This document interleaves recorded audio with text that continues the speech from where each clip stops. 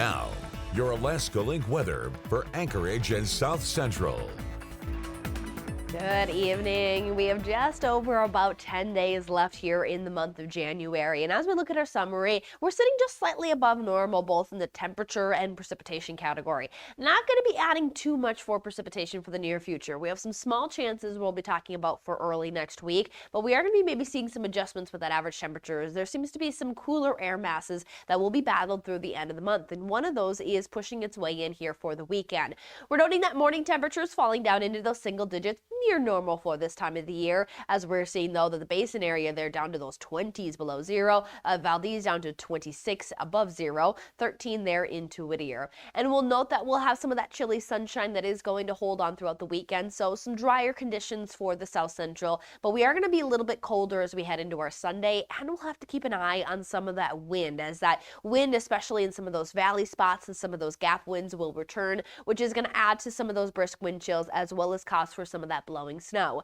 And then we'll also be talking about watching for some snow chances for early next week. Still a lot of uncertainty when it comes down to how much we are going to receive, if that will spread over the local region, or if it is going to stay more coastal and even more off towards the east. Still a lot to continue to watch, so it is something that we are watching for the time being. So for the near future though, we're watching some of this cooling that is in place. Generally, when it comes down to the Anchorage Bowl, pretty light winds in place. We're looking at a high of about 18 degrees underneath those mostly sunny skies. Those sunny skies are expected to give us 6 hours and 46 minutes of daylight, as we're gaining just over 4.5 minutes per day, as we have about 9:47 for a sunrise and 4:33 for a sunset. So we see across South Central those dry conditions, temperatures ranging anywhere from those upper 20s to low 30s for the Prince William Sound, single digits there for the Copper River Basin, 24 there into Wasilla to 21 into Kenai.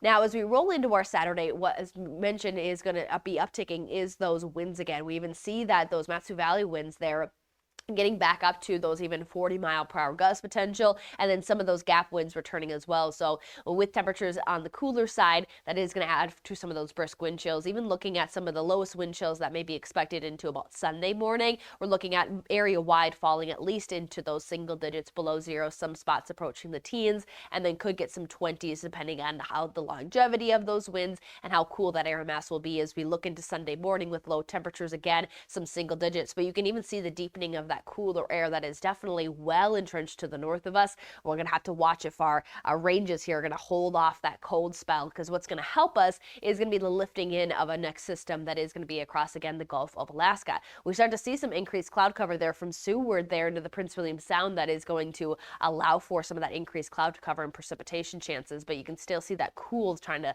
bring temperatures down there through Sunday. But we'll continue to lift that next system in for some potential impacts early next week.